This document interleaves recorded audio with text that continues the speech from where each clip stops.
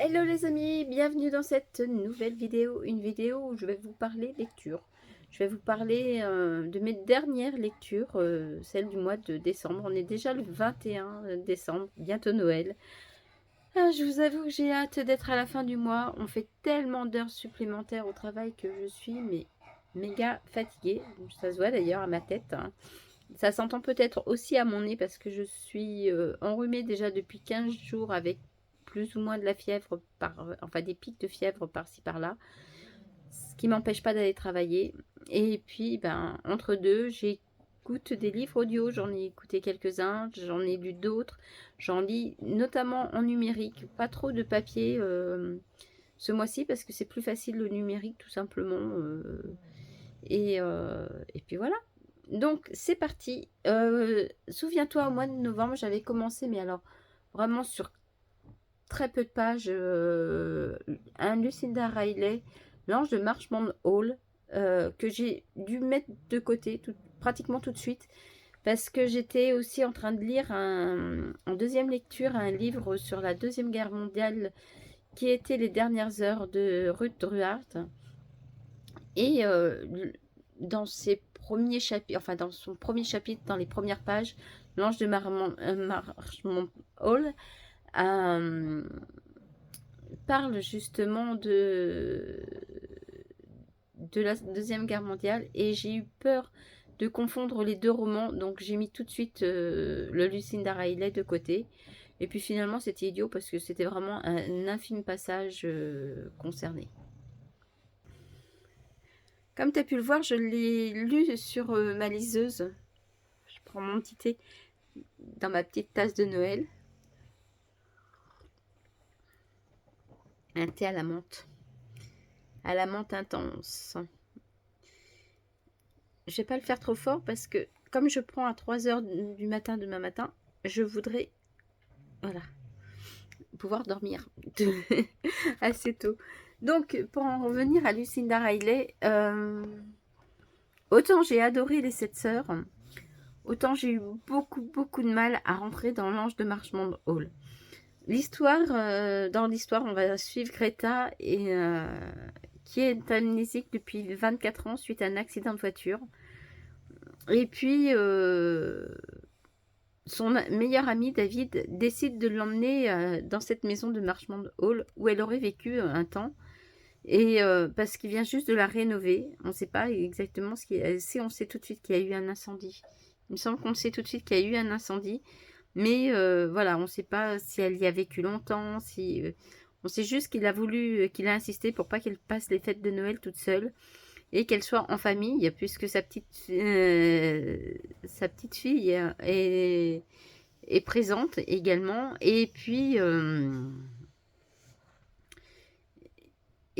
Comment ben, le mari de sa petite fille, Simon, est là également. Et puis, comme elle a vécu dans cette maison, David espère qu'elle pourra avoir cette étincelle qui lui remettra la mémoire, qui lui rendra sa mémoire. Il faut savoir que Greta, depuis toutes ces années où elle est amnésique, elle est un peu l'ombre d'elle-même parce qu'elle ne sait pas. Elle vit une recluse, une vie très solitaire. N'ayant quasiment personne à voir de travail. Donc voilà, elle n'arrive pas à se... Elle se sent pas complète et d'un autre côté, toutes les séances d'hypnose et autres médicales pour lui rendre la mémoire, je suis en train de jouer avec mes cheveux, ben, ont échoué tout simplement. Elle fait un blocage et tous les médecins sont d'accord pour dire que c'est son inconscient qui bloque, qui ne veut pas se souvenir. Et c'est terrible pour elle. C'est terrible. Et quand elle se retrouve à Marchmont Hall, au départ, elle rien quoi. Quand elle voit la maison, il n'y a rien qui se passe. Quand elle est entourée de sa famille, elle n'a aucun sentiment pour tous ces gens qui sont autour d'elle. Elle comprend pas pourquoi. Enfin, le paysage l'attire, elle trouve que c'est joli. C'est peut-être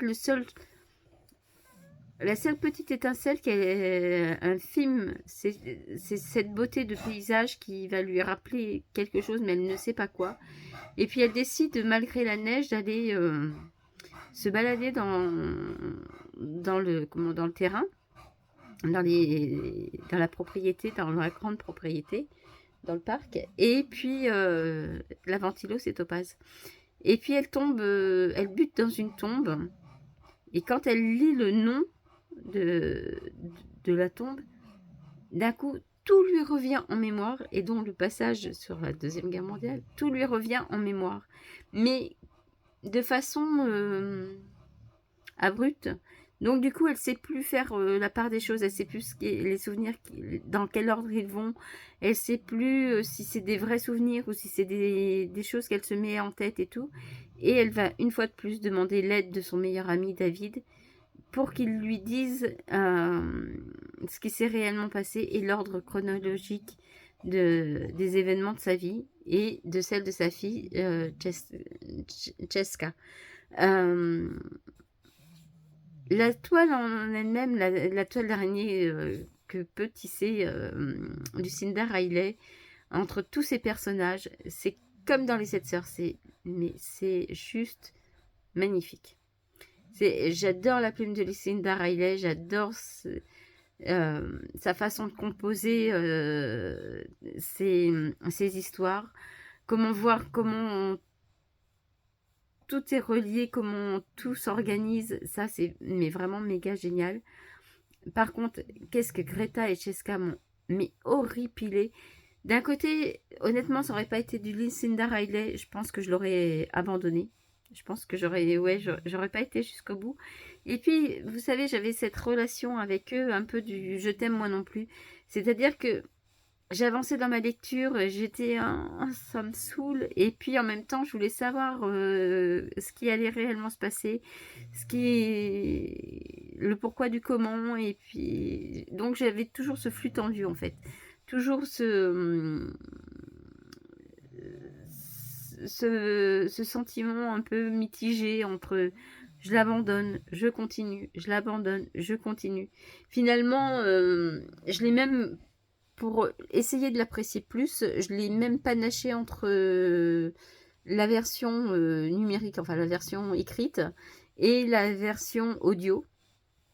Et pour essayer de le faire passer plus facilement, mais même en version audio, c'était pas plus motivant. Je vous dirais pas qu'il est pas bien. Je pense que je l'ai lu trop tôt par rapport à la fin justement des dernières heures de Ruth Druart, parce que ce dernier a été presque un coup de cœur et j'aurais peut-être dû laisser passer un peu de temps, ou j'aurais peut-être dû mettre deux petites lectures un peu moins denses, ou entre le Lucinda Riley et le Ruth Druart, parce que je pense que ça n'a pas aidé du coup à me faire apprécier pleinement cette lecture. Par contre, j'ai quand même passé un bon moment. Faites-vous votre propre idée. Vous savez, c'est tellement succinct des fois d'apprécier ou de pas apprécier une lecture. Des fois, c'est tout simplement parce que, comme on dit si bien, on n'est pas dans le mood. Et c'était exactement ce qui m'arrivait. J'étais pas dans cet esprit-là. Et puis, il y avait beaucoup de choses qui me dérangeaient dans ce roman. Mais malgré tout, je vous laisse vous faire votre propre opinion si vous voulez un jour le lire. C'est du Lucinda Riley. Voilà, là, au moins la plume est bien. Je vais essayer de recharger mon portable, le deuxième portable, pour vous parler des autres relectures, à moins que je vous prenne l'ordinateur. Parce que je viens de m'apercevoir qu'il n'a plus de batterie.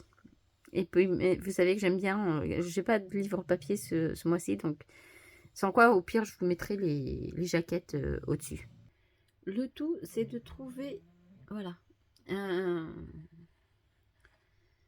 voilà, j'ai trouvé, pour pas que la fenêtre, en fait, elle et le reflète dedans. Donc ma deuxième lecture a été Brille tant que tu vis de Alice Quinn. Alors, pourquoi ce livre? Bah, un peu par hasard. Oh là, par contre, la lumière est vraiment moche, hein. On voit qu'on est presque en fin de journée. Ah ben là, c'est pire, non?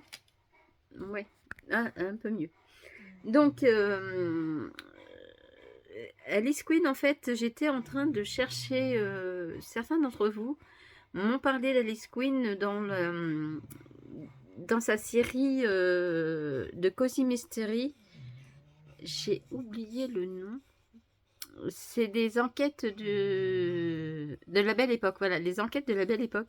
En fait, c'est un mélange de romans historiques et de Cozy Mystery. Et comme vous savez que j'aime les deux, eh bien voilà, vous m'avez conseillé Alice Quinn. Et ben, en cherchant cette fameuse... et ma ventilo. En cherchant cette fameuse saga de la Belle Époque, je suis tombée sur ce livre et quand j'ai vu la couverture de Brille tant que tu vis, j'ai trouvé que c'était, mais alors franchement, la couverture idéale pour l'été. Et j'allais pour lire, bah, j'ai lu le résumé, quoi, et puis j'allais pour mettre ce livre dans ma wishlist pour cet été. Et là, mais quand j'ai lu le résumé, j'ai dit, mais non, mais ce livre, je peux pas passer à côté. Je peux pas passer à côté. Anita, qui est l'héroïne, vit sur l'île de Jersey. Donc, je vous rappelle que pas ma ventilo, mais celui qui fait la ronflette, là, mon gros pépère blanc, il s'appelle Jersey à cause de l'île de Jersey. Parce que j'ai méga adoré cette île quand j'y suis allée. Et non seulement on parle de l'île de Jersey, mais en plus, on y parle de Noirmoutier. Donc, en tant que Vendéenne, et en habitant à 1 heure de Noirmoutier et en y allant très souvent, même si c'est vrai que ça fait un petit moment que je n'y suis pas allée. Voilà. Donc, et d'ailleurs, je vous rappelle que Noirmoutier n'est pas une île, mais une presqu'île depuis qu'il y a le pont qui la relie au continent. Bref, tout ça pour vous dire que ben, je pouvais pas attendre en fait pour lire ce livre. Et j'ai joué un peu sur le côté Fit Ghoul. Alors, est-ce qu'il est vraiment Fit Ghoul? Ouais, mais pas autant que certains, hein, je dirais. Mais il était... j'ai passé vraiment un très bon moment. Il se lit vite. Et donc, ben, en plus, moi, je l'ai lu en audio. Enfin, je l'ai découvert en audio. Ça me fait toujours drôle de dire lire quand on fait un audio. Donc, voilà. L'histoire de Brille tant que tu vis, c'est celle d'Anita. Anita vit donc sur l'île de Jersey, au-dessus d'un restaurant thaï. Et la vie d'Anita était assez solitaire, mais elle avait sa petite routine avec ses séances, par exemple, d'haïku, de poèmes. Alors, j'ai appris que c'était des poèmes chinois. À l'époque, je ne savais pas du tout ce que c'était. Et Anita apprend qu'elle a le cancer. Et là, c'est la dégringolade. Elle se sent condamnée. Elle ne veut pas que le destin choisisse de sa mort. Elle a décidé que c'était elle qui voulait décider de sa mort. Et elle met tout en scène pour pour réussir son suicide. Elle s'achète une belle robe. Bref, elle perfectionne les détails, mais vraiment infimes, pour que tout se passe bien. Et puis, ben, au moment où elle commence à se donner la mort, alors, à la Marilyn Monroe, avec des cachets et du champagne, son fils l'appelle. Son fils l'appelle et en plus, il lui dit qu'il a besoin d'elle et voilà, qu'il a besoin qu'elle vienne sur l'île de Noirmoutier. Donc, sur le coup, ben, très égoïstement, elle est prête à refuser parce que, ben, voilà, son projet, elle veut pas abandonner son projet. Et là, elle se dit, oui, mais si je continue comme ça et que je viens de refuser et que je me donne la mort, il va croire que c'est par rapport à lui que bon. Donc, du coup, elle se dit, voilà, c'est pas, je vais pas forcément, mon cancer va pas forcément me faire mourir demain. Je suis pas à 3 jours près. Ok, je vais le dépanner. Donc elle le rappelle, elle lui dit: «OK, je te dépanne, je viens à Noirmoutier, surveiller les travaux de la chambre de la petite, il y a pas de souci». Et elle arrive donc à Noirmoutier et là s'ensuit tout un tas de quiproquos parce que, ben, en fait, la personne qui doit, faire, la chambre de sa petite fille, hem, est un est un loser. Non, pas vraiment, disons que ça commence mal entre eux parce qu'elle l'a rencontré de façon mais vraiment dans de mauvaises, circonstances. Il a l'âge de son fils quasiment, ou du moins elle le pense, et puis bah, elle n'est pas sensible à son charme tout simplement. Et lui, il est bourru, il est pas toujours très aimable, il est surtout meurtri par la vie aussi. Et puis ben, ces deux êtres qui auraient jamais dû se rencontrer, ben, vont avoir une attirance l'un pour l'autre. Et c'est marrant comment Alice Quinn nous présente les choses parce que à la fin du livre, elle dit qu'elle voulait faire une romance et qu'elle a fait un livre d'amour. Et c'est tout à fait ça. C'est pas une romance, mais c'est un beau livre d'amour où l'amour est au premier plan, où c'est l'amour de la vie qui va renaître, où c'est l'amour entre deux êtres, l'amour du paysage. Et j'ai beaucoup, beaucoup aimé. Euh, J'ose pas trop vous en dire pour pas spoiler, mais il y a un moment donné, Anita est toujours dans... De toute façon, elle est en transit à Noirmoutier. Elle a bien l'intention de rentrer à Jersey et de finir ce qu'elle avait commencé avant que son fils l'appelle. Et elle a une image où elle se dit, ben ouais, profite de chaque instant, dis au revoir à chaque instant que tu trouves beau, au revoir beau rayon de soleil, au revoir belle jolie fleur qui sent bon, voilà, ce genre de choses. Et puis, ben forcément, vous vous doutez de la fin, hein. Si je vous dis que c'est un feel good, vous vous doutez de la fin. La vie va finir par avoir raison des bonnes résolutions d'Anita ou des mauvaises résolutions d'Anita, peut-être. Donc c'était une très très bonne une très très bonne lecture, oui, une petite lecture légère qui se lit facilement et qui en plus fait du bien, hein. Donc pourquoi s'en priver au moment de Noël, c'est le plus important. Ensuite, dans tout à fait autre chose, j'ai découvert Mark Miller. D'ailleurs, c'est mon premier Mark Miller. Sur la route de Key West. Key West. Alors, toujours en audio, hein. Et bien, j'ai super adoré. C'est prenant. C'est prenant, même après ma lecture, j'étais encore avec les personnages en train de me dire, ouais, mais qu'est-ce qui va arriver? C'est Tom Baldwin qui a une veille de Noël raccompagne son fils à New York chez son ex-femme, et il a un terrible accident de voiture. Et suite à cet accident de voiture, son fils est décédé. Et 3 ans plus tard, alors qu'il essaie de se reconstruire, de poursuivre sa vie, de continuer à écrire puisqu'il est écrivain, il reçoit un mail assez étrange avec juste cette phrase: ton fils n'est pas mort. Parallèlement, il a aménagé la... Je Topaz qui veut essayer de jouer avec moi. Il a aménagé la maison, le bungalow qu'il a dans sa propriété, pour le louer sur le conseil d'un ami. Et il le loue à Kay qui est assez étrange, elle et son mari. Et puis il va finir par tomber sous le charme de cette femme. Et je vous en dis pas vraiment plus parce que je voudrais pas tout dévoiler, parce qu'il faut vraiment le découvrir, mais on sent que son beau-père est un homme retors, mais on ne pense pas à quel point, et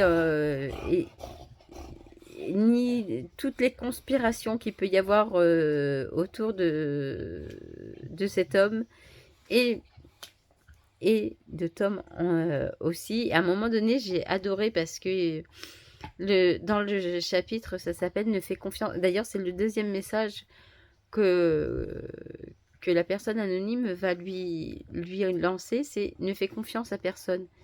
Et c'est tout à fait ça, et il va l'apprendre à ses dépens. Donc voilà, il va enquêter sur la personne qui lui a envoyé ce mail, mais pourquoi il a fait ça. Il va enquêter sur savoir si c'est fondé, si son fils est vraiment vivant. Il va découvrir mais un tas de choses, et il va lui arriver un tas de choses aussi. C'est toujours embêtant quand on peut pas en dire beaucoup à cause du spoil, mais je vous jure, cette histoire, elle est très très prenante, elle est très bien trouvée.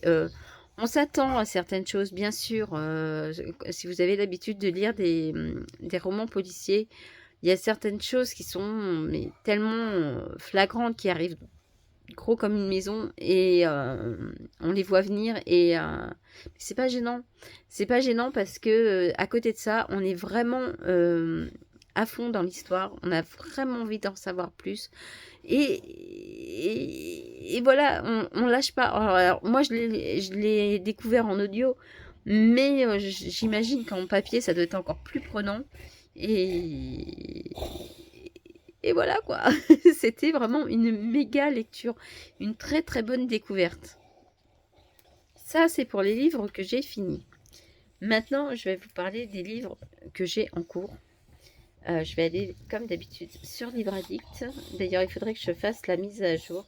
Donc déjà, si vous êtes dans le monde dans le milieu du livre, si vous aimez lire, il y a un livre que vous n'avez pas pu passer à côté parce que tout le monde en parle. C'est le fameux calendrier de l'Avent. Ah, j'ai perdu la photo. Remets-toi droit. Remets-toi droit. Vous voyez, c'est du direct. Avec ma chienne qui est toujours aussi embêtante. Et ben alors, il ne veut pas se remettre droit. Voilà, j'ai réussi à le mettre en... Donc, c'est un cœur pour Noël de Sophie Gemin. Vous n'avez pas pu passer à côté si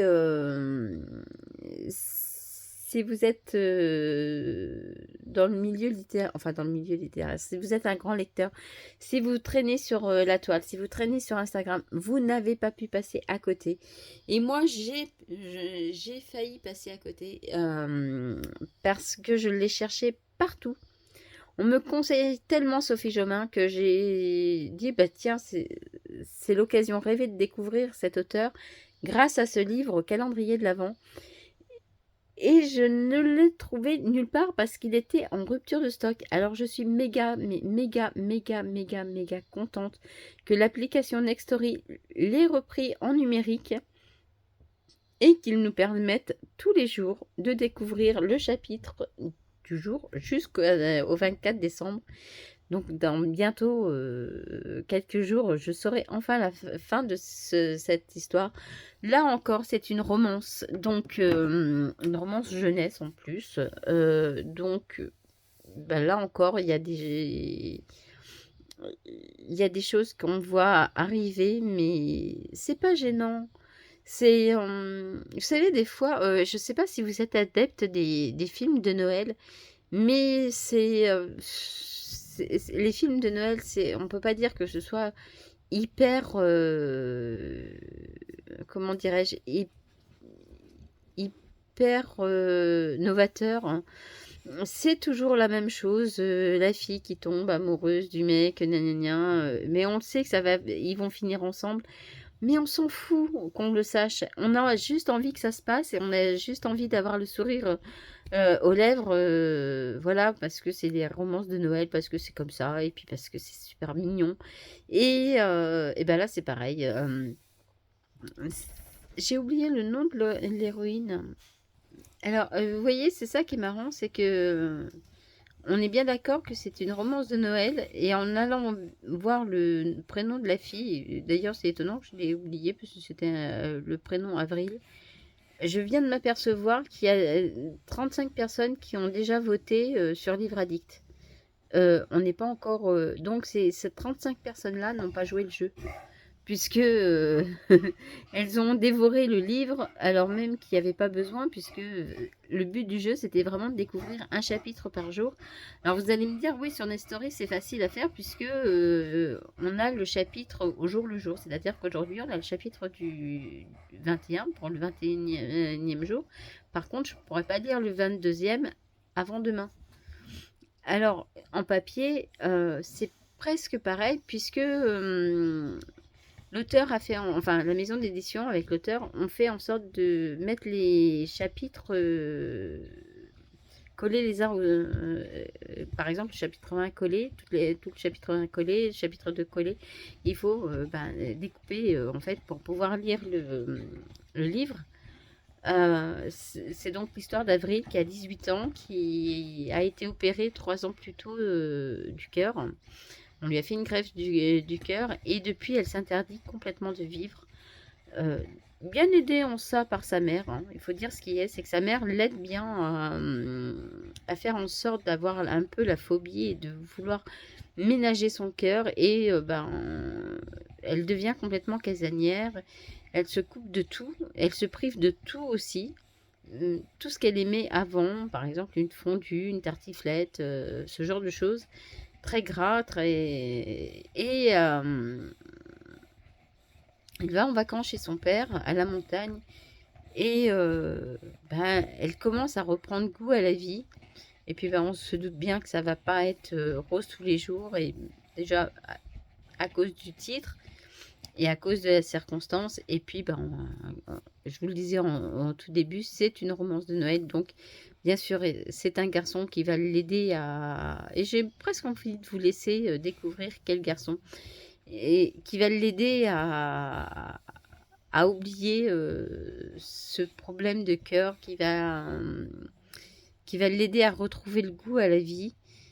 Et puis, que vous dire d'autre? Oui, la plume de Sophie Jomain est assez addictive, est assez fluide également. C'est un new adulte, donc bon, il n'y a pas... je veux dire, c'est assez abordable et lisse. Et puis, moi, je trouve que ça fait le job. Tous les soirs, avant de me coucher, ou le matin, avant d'aller travailler, je suis très contente de découvrir mon petit chapitre. Et puis, c'est mon calendrier de l'Avent, tout simplement. Et l'histoire est plaisante. Pas révolutionnaire, mais plaisante. Sur ma Kindle, je lis Les 12 suspects de Noël de Anna Tidrow. Avez-vous déjà lu la saga de Cozy Mystery des enquêtes de Julie? J'ai lu par exemple j'ai plus de batterie aussi sur celui-là, ça va pas être bien, alors hop, on va faire ça.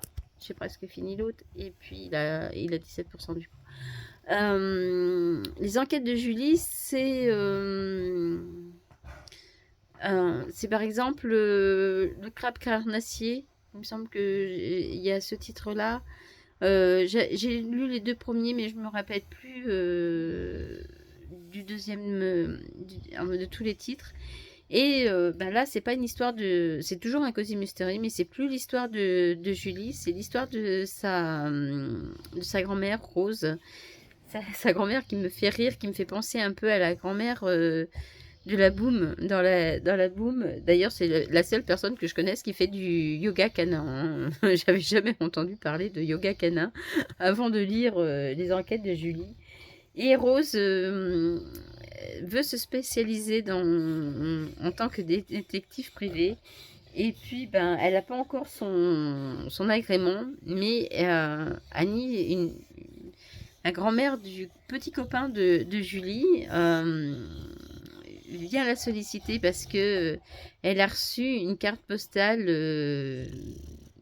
d'un homme qu'elle aimait quand elle était jeune, qui se serait suicidé, alors qu'elle, elle a toujours su au fond d'elle-même que c'était pas possible. Et d'ailleurs, cette carte postale prouve que c'est pas possible, puisque dans cette carte, il lui dit qu'il a hâte de la revoir, alors qu'il se suicide quasiment un jour ou deux après avoir envoyé la carte. Donc, elle pense que quelqu'un l'a un peu aidé à se suicider. Et elle demande à Rose de l'aider à découvrir qui c'est. Mais il faut dire que Annie et Rose, malgré qu'elles sont sensiblement du même âge, ont des caractères complètement, mais complètement opposés. Autant il y en a une qui est pétillante, qui est loufoque, qui est extravertie. Autant Annie est complètement introvertie, vieillissante, qui a eu un passé assez difficile, et qui fait que, bah oui, elle a des problèmes de santé, et que, bah, il y a une petite rivalité quand même entre les deux femmes, et ça, c'est assez marrant. C'est un petit cosy mystérieux, bah, comme tous les cosy mystérieux, assez à la fois cocooning, marrant, et puis plein de rebondissements. Hier, j'ai commencé un audio, encore un, et c'est pas un audio d'un livre pour découvrir un livre, c'est un audio sur un livre que j'ai lu, mais lu et re-relu. Il est très rare que je relise des livres, ça m'arrive, et en général, quand je les relis, c'est que c'est des livres que forcément que j'ai adoré. Souvent, c'est parce que c'est des coups de cœur, et là, ça a été un de mes premiers gros coups de cœur littéraires.